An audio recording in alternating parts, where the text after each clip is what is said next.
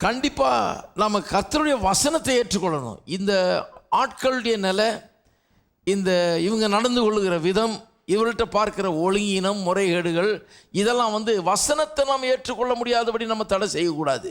அது தடை செஞ்சிருச்சுன்னா அப்புறம் வசனத்தினுடைய பலனை நம்ம பார்க்கவே முடியாது. நம்முடைய வாழ்க்கையில் வசனம் நம்ம வாழ்க்கைக்குள்ளே போய் பலன் தர்றதுன்ற அந்த காரியத்தை நம்ம காணவே முடியாமல் போய்டும். இழப்பு நம்முடையதாயிடும். நானே உந்தன் நோய்களெல்லாம் குணமாக்கிடும் பரிகாரி, குணமாக்கிடும் வார்த்தையினால் சுகமாக்கிடும் பரிகாரி. கர்த்தருடைய வார்த்தை நமக்கு. நானே உந்தன் நோய்களெல்லாம் குணமாக்கிடும் பரிகாரி, குணமாக்கிடும் வார்த்தையினால் சுகமாக்கிடும் பரிகாரி. நீரே எந்தன் பாடுவோம். நீரே எந்த நோய்களெல்லாம் குணமாக்கிடும் பரிகாரி, குணமாக்கிடும் வார்த்தையினால் சுகமாக்கிடும் பரிகாரி. ஒரு முறை. ஓ நீரே, நீரே எந்த நோய்களெல்லாம் குணமாக்கிடும் பரிகாரி, குணமாக்கிடும் வார்த்தையினால் சுகமாக்கிடும் பரிகாரி, குணமாக்கிடும் வார்த்தையினால் சுகமாக்கிடும் பரிகாரி.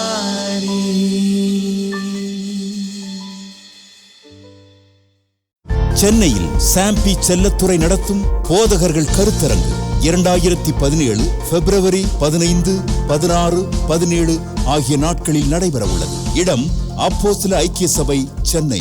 நேரம் காலை 9 மணி முதல் மாலை 5 மணி வரை. இக்கருத்தரங்கில் செய்திகள் தமிழில் மட்டுமே வழங்கப்படும். இக்கருத்தரங்கில் கலந்து கொள்ள பதிவு கட்டணம் ரூபாய் 700 செலுத்தி முன்பதிவு செய்தல் அவசியம். மேலும் விவரங்களுக்கு உடனே தொடர்பு கொள்ளவும்.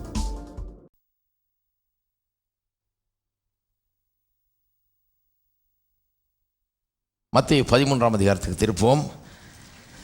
3ஆம் வசனத்திலிருந்து வாசிக்கிறேன். அவர் அநேக விசேஷங்களை உவமைகளாக அவர்களுக்கு சொன்னார். கேளுங்கள், விதைக்கிறவன் ஒருவன் விதைக்க புறப்பட்டான். அவன் விதைக்கையில் சில விதை வழியருகே விழுந்தது. பறவைகள் அதை பட்சித்து போட்டது. சில விதை அதிக மண்ணில்லாத கற்பாறை இடங்களில் விழுந்தது. மண் ஆழமாய் இராததினாலே அது சீக்கிரமாய் முளைத்தது. அது வெயில் ஏறின போதோ தீய்ந்து போய் வேறில்லாமல் உலர்ந்து போயிற்று. சில விதை முள்ளுள்ள இடங்களில் விழுந்தது. முள் வளர்ந்து அதை நெருக்கி போட்டது. சில விதையோ நல்ல நிலத்தில் விழுந்து சிலது 100ஆகவும் சிலது 60ஆகவும் சிலது 30ஆகவும் பலன் தந்தது. கேட்கிறது காதுள்ளவன் கேட்க கடவன் என்றார். இந்த ஓமையை சொல்லிட்டு இதனுடைய விளக்கத்தை அவர்கள் கேட்கிறார்கள். சீஷர்கள், இதுக்கு என்ன விளக்கம், அர்த்தம் என்ன? ஓமை வடிவில் சொல்கிறீரே, இதனுடைய அர்த்தம் என்ன, எதை பற்றி சொல்ல வரீர்னு கேட்குறாங்க. அதுக்கு அதனுடைய வியாக்கியானத்தையும் தர்றார். பின்னாடி 18ஆம் வசனத்தை வாசிப்போம். இங்கே இதனுடைய வியாக்கியானத்தை அவரே தர்றார். ஆகையால் விதைக்கிறவனை பற்றி ஓமையை கேளுங்கள். ஒருவன் ராஜ்யத்தின் வசனத்தை கேட்டும் உணராதிருக்கும் போது பொல்லாங்கன் அவன் இருதயத்தில் விதைக்கப்பட்டதை பறித்து கொள்ளுகிறான். அவன் வழி அருகே விதைக்கப்பட்டவன். கற்பாறை இடங்களில் விதைக்கப்பட்டவன் வசனத்தை கேட்டு உடனே அதை சந்தோஷத்தோடு ஏற்றுக்கொள்கிறவன். ஆகிலும் தனக்குள்ளே வேறில்லாதவனாய் கொஞ்ச காலம் மாத்திரம் நிலைத்திருப்பான். வசனத்தை நிமித்தம் உபத்திரமும் துன்பம் உண்டான உடனே இடரல் அடைவான். முள்ளிடங்களில் விதைக்கப்பட்டவன் வசனத்தை கேட்கிறவனாயிருந்தும் உலக கவலையும் ஐஸ்வர்யத்தின் மயக்கமும் வசனத்தை நெருக்கி போடுகிறதுனால் அவனும் பலனற்று போவான். நல்ல நிலத்தில் விதைக்கப்பட்டவனோ வசனத்தை கேட்கிறவனும் உணர்கிறவனுமாய் இருந்து 100ஆகவும் 60ஆகவும் 30ஆகவும் பலன் தருவான் என்றார். தேவனுடைய ராஜ்யத்தை குறித்து போய்த்து வருகிறோம். ஏற்கனவே உங்களுக்கு நான் சொன்னேன், தேவனுடைய ராஜ்யம் என்கிறது வெறும் வரப்போகிற ஒன்றல்ல, ஏற்கனவே அது ஆரம்பமாகிவிட்டது. அவருடைய ஆளுகை இந்த பூமியிலே ஒரு விதத்தில் ஆரம்பமாகிவிட்டது என்பதை சொன்னேன். சிலர் ராஜ்யத்தை வெறும் வரப்போகிற ஒன்றாகவே நினைக்கிறார்கள். இப்போ ஒன்றும் வந்துடல, இனிமே தான் வரணும் அது அப்படின்னு முழுமையாக இனிமே தான் வரப்போகுது அப்படின்னு நினைக்கிறாங்க. ஒன்றும் வரல, வரப்போகிறது தான் இனிமே அப்படின்னு நினைக்கிறாங்க.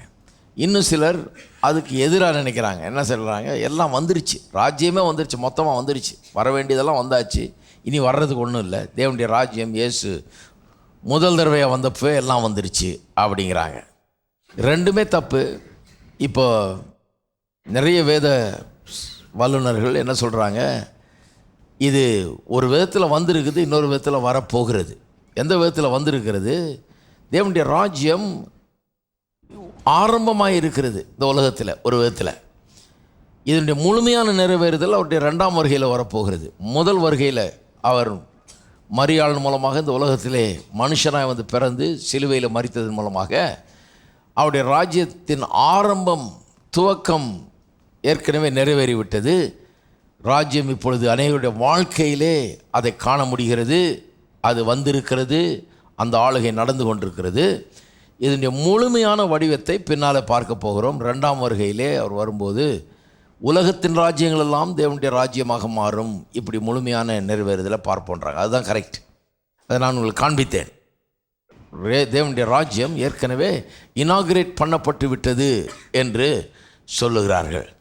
இனாகிரேட் பண்ணப்பட்டு விட்டதுன்னா, இயேசு சொன்னார் பார்த்தீங்களா, ஜெபம் பண்ணுங்க. எப்படி ஜெபம் பண்ணுங்க, உம்முடைய ராஜ்யம் வருவதாக, உம்முடைய சித்தம் பரலோகத்திலே செய்யப்படுகிறது போல இந்த பூமியிலையும் செய்யப்படுவதாக. இதனுடைய முழு வடிவம் பின்னால் வரப்போகுது.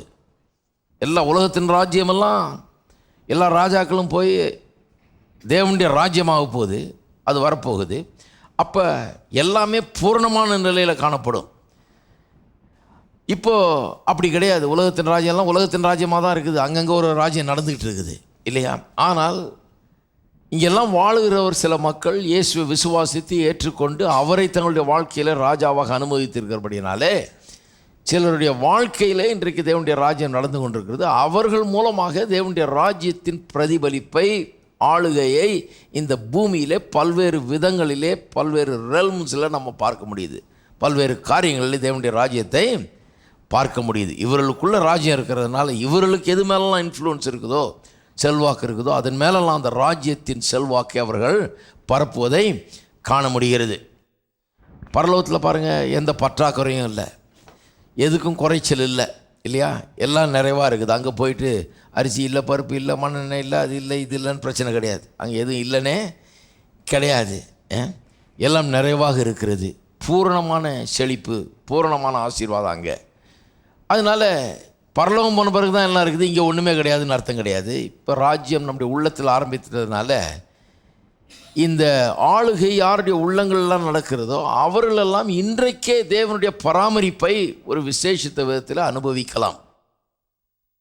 இன்றைக்கே செழிப்பையும் ஆசீர்வாதத்தையும் அவர்கள் அனுபவிக்கலாம். இன்றைக்கே தேவைகள் நிறைந்த, பஞ்சங்கள் நிறைந்த, பற்றாக்குறைகள் நிறைந்த அந்த உலகத்தில் வாழ்ந்தாலும் இவருடைய வாழ்க்கையிலே பரலோகத்தின் சித்தம் செய்யப்படுகிறது. அந்த விதத்தில் அதை பார்க்கலாம். அது மாதிரி தான் வியாதி, நோய் எல்லாம் கூட. சாவாமை வரப்போகிற தேவனுடைய ராஜ்யத்திலே சாவாமை உண்டு. அங்கே சாவதே கிடையாது, சாவே இருக்காது, பலவீனமே இருக்காது, நோயே இருக்காது, ஒன்றுமே இருக்காது. அப்படிப்பட்ட ஒரு ராஜ்யம் அது. அதுதான் தேவனுடைய சித்தம் என்றைக்குமே. ஆனால் இப்பொழுது இது பாவ உலகமாக இருக்கிறபடினாலே இந்த உலகத்தில் இப்பொழுது தேவனுடைய ராஜ்யம் விசுவாசிக்கிறவர்களுடைய உள்ளத்தில் அது ஆளுகை நடத்துகிறதுனால அந்த விசுவாசிக்கிறவர்களுடைய வாழ்க்கையிலே அவர்கள் சுகத்தையும் பலனையும் ஆரோக்கியத்தையும் பெற்று அனுபவிக்கலாம். இன்றைக்கும் கூட சுகம் என்கிற ஆசீர்வாதத்தை பெற்றுக்கொள்ளலாம். சாவாமல் பின்னாடி சுகம் என்கிற தேவனுடைய ஆசீர்வாதத்தை இன்றைக்கு பெற்று அனுபவிக்கலாம். இப்படி பரலோகத்தில் என்னென்னலாம் இருக்குதோ, பரலோகம் எதையெல்லாம் உடையதாக இருக்கிறதோ அதையெல்லாம் இந்த பூலோகத்தில் நம்முடைய வாழ்க்கையில் முன்ருசியாக ஒரு அளவுக்கு நாம் இங்கே அனுபவிக்க முடியும் என்பது தான் இதனுடைய சத்தியம். சிலர் என்ன பண்ணிடுறாங்க, எல்லாத்தையும் பரலோகத்துக்கு போஸ்ட்போன் பண்ணிடுறாங்க, எல்லாம் செத்த பிறகு தான் கிடைக்கும் அப்படிங்கிற மாதிரி. அப்புறம் நம்முடைய சாவு தான் பெருசாகிடுது. ஏன்னா அது செத்த பிறகு தானே எல்லாம் கிடைக்கும். அதனால் நிறைய கிறிஸ்தவங்க எப்போ சாவுன்னு தான் காத்துக்கிட்டு இருக்கிறாங்க. அப்படி கிடையாது, அவர் செத்த உடனே ஆரம்பிச்சிருச்சு. ஹலோ, அதுதான் நம்ம பிரசங்கம் பண்ணுறது. அவர் செத்த உடனே அதன் பலனாகவே அநேக நன்மைகள் நம்முடைய வாழ்க்கையில் கிடைக்க ஆரம்பித்து விட்டது. அதனுடைய முன்ருசியெல்லாம் இப்போவே கிடைக்குது. சாவாமையினுடைய முன்ருசி தான் சரீர சுகம், பலன், ஆரோக்கியம் என்கிறது இல்லையா? அந்த தங்க வீதியில் நடக்க போகிறோன்றது. இப்போ தங்க வீதி இல்லை, இருந்தாலும் அந்த செழிப்பெல்லாம் ஓரளவுக்கு இப்போவே நாம் அனுபவிக்க முடிகிறது. நான் தாழ்ச்சி அடையேன் என்று சங்கீதக்காரன் சொல்கிறான். பரலோகத்துக்கு போன பிறகு நான் தாழ்ச்சி அடையேன்னு சொல்லலை, இங்கேயே தாழ்ச்சி அடைவதில்லை என்று தான் அந்த அர்த்தத்தில் தான் அப்படி சொல்லுகிறான். ஸோ அது ஆரம்பமாகிவிட்டது. இதைத்தான் சொல்லிக்கிட்டு வரேன். இந்த தேவனுடைய ராஜ்யம் ஆரம்பமாகிவிட்டது. இது நம்முடைய வாழ்க்கையில் இந்த தேவனுடைய ராஜ்யத்தின் ஆளுகை நடந்து நரகம் போல இருக்கிற வாழ்க்கை பரலோகம் போல மாற வேண்டும் என்றால் நம்முடைய ஒத்துழைப்பு இங்கே அவசியப்படுகிறது. இது ரொம்ப முக்கியம் பாருங்கள். நம்முடைய ஒத்துழைப்பு இல்லாமல் இப்போ நடக்க முடியாது. இப்போ அது நடக்க முடியாது. ஏன்னா ஒட்டுமொத்தமாக தேவனுடைய ராஜ்யம் வரல. இப்போ நம்முடைய உள்ளங்களில் நாம் அனுமதிக்கும் போது, நாம் உள்ளத்தை திறக்கும் போது, அவரை ஏற்றுக்கொள்ளும் போது அவர் உள்ள அப்படி தான் ஆளுகை நடக்குது. நம்முடைய ஒத்தாசை இல்லாமல், நம்முடைய ஒத்துழைப்பு இல்லாமல் அது நடக்க முடியாது. அவருடைய ஆளுகை எந்த அளவுக்கு நம்முடைய வாழ்க்கையில் நாம் காண முடியும், அதனுடைய பிரதிபலிப்பை எந்த அளவுக்கு நாம் காண முடியும், எந்த அளவுக்கு நாம் ஒத்துழைப்பு காட்டுகிறோமோ, எந்த அளவுக்கு தேவனுடைய வார்த்தையை நாம் அனுமதிக்கிறோமோ நம்முடைய வாழ்க்கைக்குள்ளே, அந்த வார்த்தைக்கு முக்கியத்துவம் கொடுக்குறோமோ, அந்த அளவுக்கு இந்த ராஜ்யம், இந்த ராஜ்யத்தின் காரியங்களை நம்முடைய வாழ்க்கையில், நம்முடைய வாழ்க்கையின் மூலமாக நாம் காண முடியும். அப்போ இது ரொம்ப முக்கியம் பாருங்கள். ஆகவே இந்த காரியங்களை நாம் புரிந்து கொள்ள வேண்டும். அதுக்காக தான் இந்த ஓமையை அவர் சொல்லுகிறார். பரலோக ராஜ்யத்தின் ஓமைகள் என்று நிறைய ஓமைகள் சொல்லப்பட்டிருக்கிறது. அதில் இது ஒரு பிரதானமான ஓமை. இது 3 சுவிசேஷங்கள்லேயும் வருது. அதாவது மத்தேயு, மார்க்கு, லூக்கா ஆகிய 3 சுவிசேஷங்கள்லேயும் வருது. 3த்துலேயும் வர்றதுனால இது 3 பேரும் எழுதியிருக்காங்க. அப்படின்னா இது ரொம்ப முக்கியமாக நினச்சதுனால தான் 3 பேர் எழுதியிருக்காங்க. ஒருத்தர் எழுதியாச்சுன்னு சொல்லி இன்னொருத்தர் விடலை, அவங்களும் மென்ஷன் பண்ணியிருக்காங்க, அவங்களும் சில விவரங்கள்லாம் தந்திருக்காங்க. ஆகவே இதனுடைய முக்கியத்துவம் அதன் மூலமாக விளங்குகிறது. இதில் முக்கியமாக கவனிக்க வேண்டியது என்னென்னா, முந்தைய காலத்தில் ஓமைகளை வியாக்கியானம் பண்ணுகிறதுக்கு என்ன சொன்னாங்க, ஒவ்வொரு ஓமையிலையும் ஒரே ஒரு பாயிண்ட்டு தான் இருக்குது. அந்த பாயிண்ட்டை தவிர மீதி விவரங்கள்லாம் முக்கியமற்றது, அதை கவனிக்க வேண்டிய அவசியம் இல்லை. இந்த மெயின் பாயிண்ட்டை தான் நம்ம கவனிக்கணுன்றது தான் இதை வியாக்கியானம் பண்ணுறதுக்கு அணுகுமுறையாக இருந்தது. இப்போது அதை மாற்றிருக்காங்க. இப்போது அநேகர் என்ன சொல்கிறாங்க, இந்த மாதிரி ஓமைகளை முக்கியமாக பார்த்துட்டு, குறிப்பாக இந்த ஓமை, இன்னும் சில ஓமைகள்லாம் பார்த்துட்டு நிறைய விவரங்கள் சொல்லப்பட்டிருக்கிறது. ஆகவே விவரங்கள் முக்கியம் இல்லைன்னு சொல்கிறது தப்பு. ஒரு பாயிண்ட், மெயின் பாயிண்ட்டு, தேவனுடைய ராஜ்யம் அது எப்படி இயங்குகிறது, எப்படி நம்முடைய வாழ்க்கையில் வருதுன்றது தான் மெயின் பாயிண்ட்டு. ஆனால் அந்த விவரங்களும் முக்கியம், அதையும் நாம் விட்டு விடக்கூடாது. ஏனென்றால் அந்த விவரங்கள்லாம் ஒன்றை நமக்கு சொல்லுகிறது. இங்கே பாருங்கள் எவ்வளோ விவரம்னு. விதைக்கிறவன், விதை, வசனம், அப்புறம் 4 விதமான நிலங்களில் அது விதைக்கப்பட்டிருக்கிறது. 4 விதமான இருதய நிலைகளை குறிக்கிறது. மனுஷனுடைய இருதயம் 4 விதமாக இருக்குதுன்றது குறிக்குது. அப்புறம் எதனால் அது விளைந்து பலனை கொடுக்காமல் போகிறதுன்றதுக்கு 1008 காரணம் இங்கே சொல்லப்படுது. நிறைய காரணங்கள். ஈரம் இல்லாமல், போன வாரம் பார்த்தோம் இல்லையா,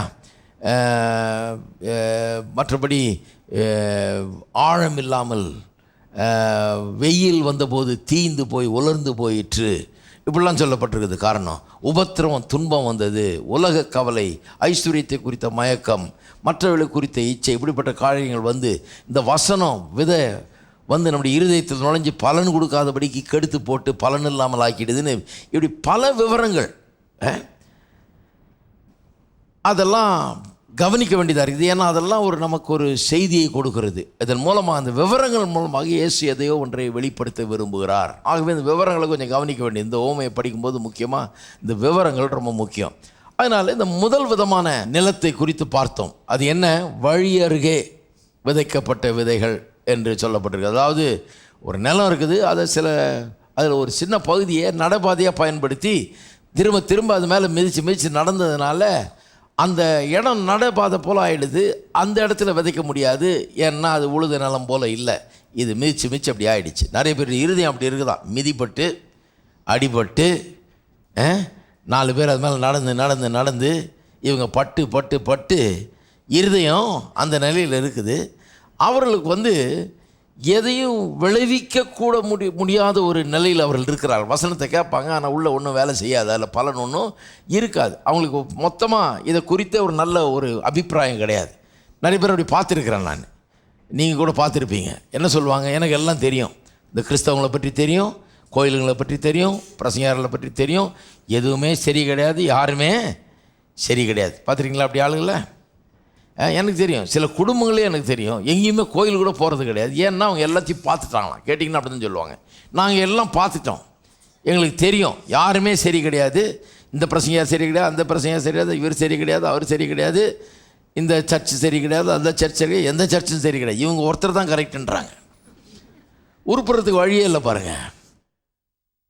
இவங்க உங்கள்கிட்ட அப்படி பேசுவாங்க. சில ஆட்கள்லாம் இப்படி இருக்கிறாங்க. நான் சொல்கிறேன், நிறைய சரியில்லாத ஆட்கள் இருக்கிறாங்க, உண்மைதான், நான் ஒத்துக்கிறேன். நிறைய சரியில்லாத கிறிஸ்தவர்களும் இருக்கிறாங்க, பிரசங்கியார்களும் இருக்கிறாங்க, சபைகளும் இருக்குது. இது யாரும் மறுக்க முடியாது. இது ஒன்றும் பெரிய புதுசு இல்லை, இவங்க ஒன்றும் கண்டுபிடிச்சில்லை, ஒன்று பெருசாக இருக்குது. ஆனால் ஆட்கள் சரியில்லை, பிரசங்கியார் சரியில்லை, சபை சரியில்லாதனால இயேசுவே சரியில்லை அர்த்தம் இல்லை. அவர் ரொம்ப கரெக்டான ஆள். அவருடைய வார்த்தை ரொம்ப உண்மை உள்ளது. அப்போ அவருடைய வார்த்தை தான் என்னுடைய வாழ்க்கையை நரகம் போல் இருக்கின்ற வாழ்க்கையை எடுத்து பரலோகம் போல் மாற்றக்கூடியதை ஒழிய அந்த பிரசங்கியார் இல்லை, அந்த சபை இல்லை, அந்த ஜனங்கள் இல்லை, எனக்கு பிடிக்காத அந்த கிறிஸ்தவ ஆட்கள் இல்லை. அவருடைய வார்த்தை நிறைய கிறிஸ்தவர்கள்ட்ட நிறைய குறைகள் இருக்குது, பிரசங்கியார்கிட்ட கூட இருக்குது, சபைகளில் குறைகள் இருக்குது. எங்கேயுமே 100% பர்ஃபெக்டாக இதை நீங்கள் பார்க்கவே முடியாது. அப்படி பார்த்தீங்கன்னா எங்கேயுமே போக முடியாது, கோயிலுக்கு போக முடியாது, யார்கிட்டையும் பிரசங்க கேட்கவே முடியாது. ஏன்னா அவர் சரியில்லை, இவர் சரியில்லை, அப்படி போக வேண்டியதான். வசனம் 100% சரியானது. அவர் 100% சரியானவர். அவர் நம்முடைய வாழ்க்கையை மாற்றக்கூடியவராக இருக்கிறார்.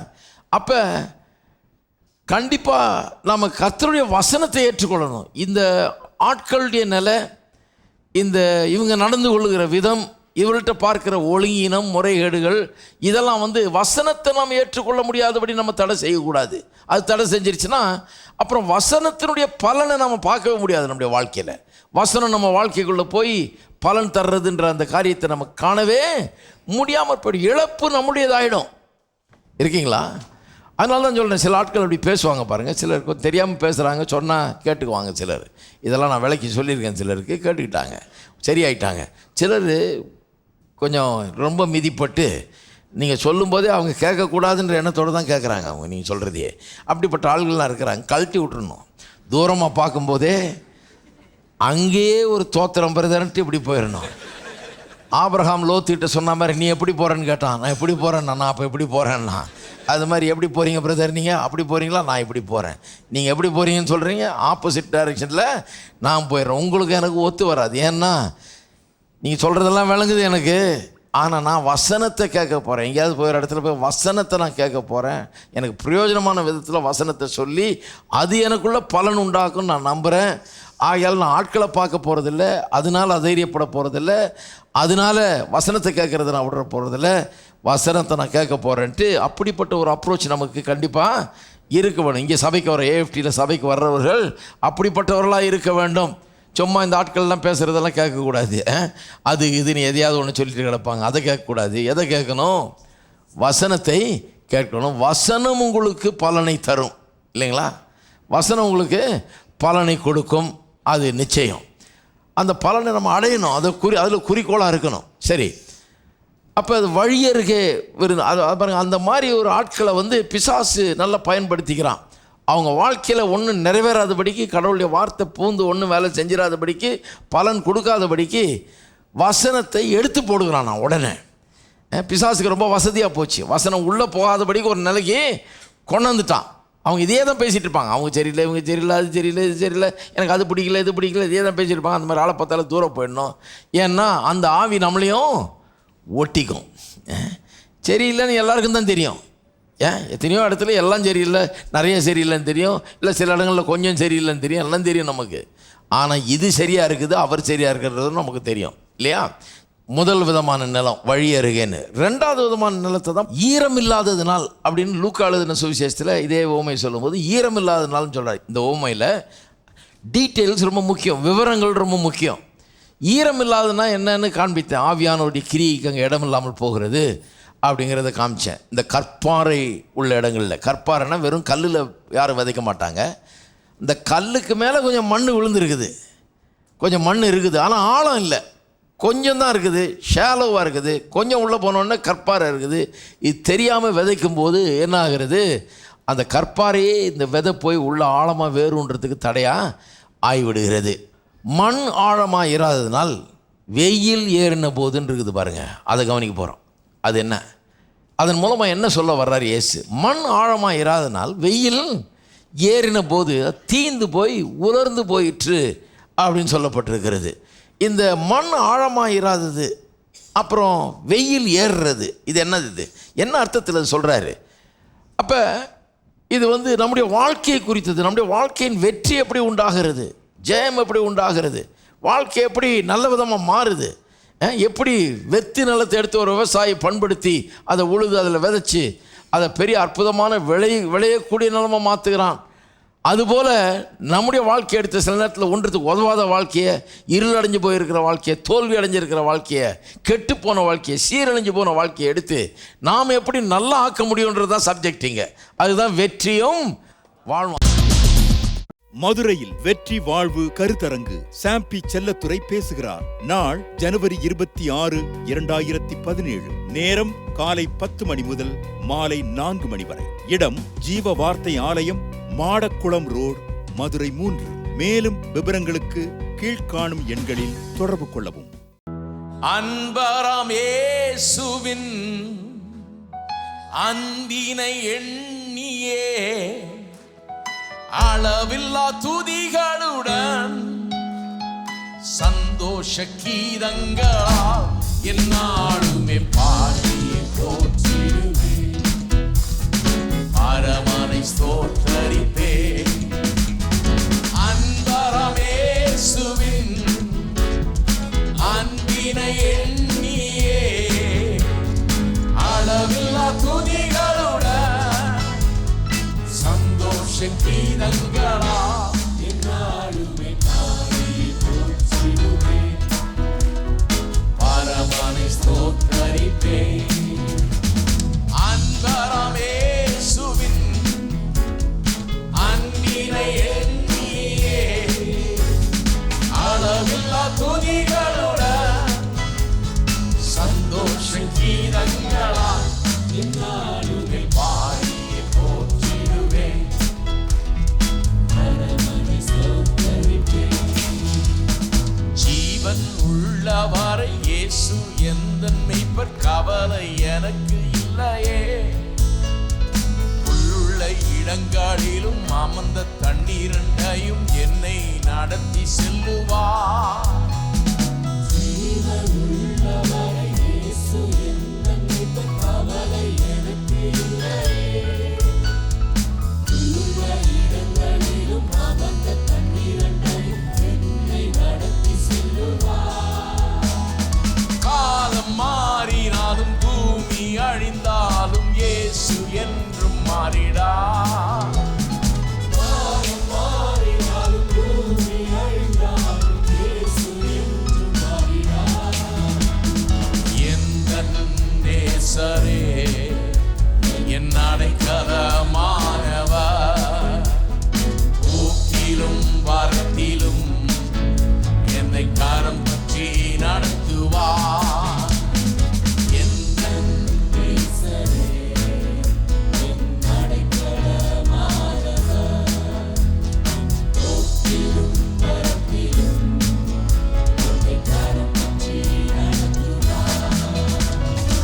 அன்பராம் இயேசுவின் அன்பினை எண்ணியே அளவில்லா துதிகளுடன் சந்தோஷ கீதங்களால் என்னாலுமே பாடியே போற்றிடுவேன், பரமனை ஸ்தோத்தரிப்பேன். அன்பராம் இயேசுவின் அன்பினை எண்ணியே அளவில்லா துதிகளுடன் சந்தோஷ கீதங்களால் என்னாலுமே பாடியே போற்றிடுவேன்.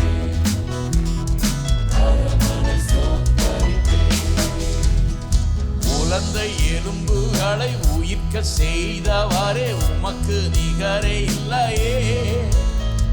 சிவந்த சமுத்திரத்தை இரண்டாய் பிளக்கச் செய்து என்னை நடத்தி செல்லுவீர்.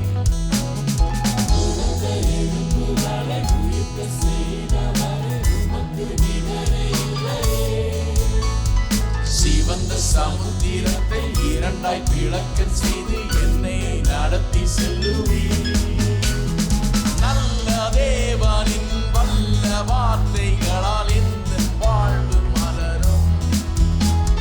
நல்ல தேவனின் வல்ல வார்த்தைகளால் இந்த வாழ்வு மலரும். எந்த தேவனே என் பரிகாரமானவர், புதிய கிருபைகள் அனுதினம் தருபவர். எல்லாரும் எந்த தேவனே என் பரிகாரமானவர், புதிய கிருபைகள் அனுதினம் தருபவர். அன்பராம் இயேசுவின் அன்பினை எண்ணியே அளவில்லா துதிகளுடன் சந்தோஷ கீதங்களா என்னாலும்